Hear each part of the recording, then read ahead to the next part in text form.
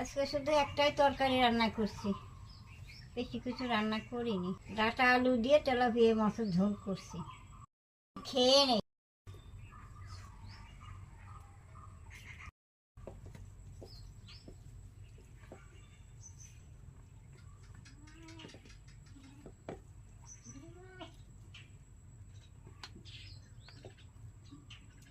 শরীরটা বেশি ভালো না, মনে হয় জ্বর আসবে, ভালো লাগতেছে না।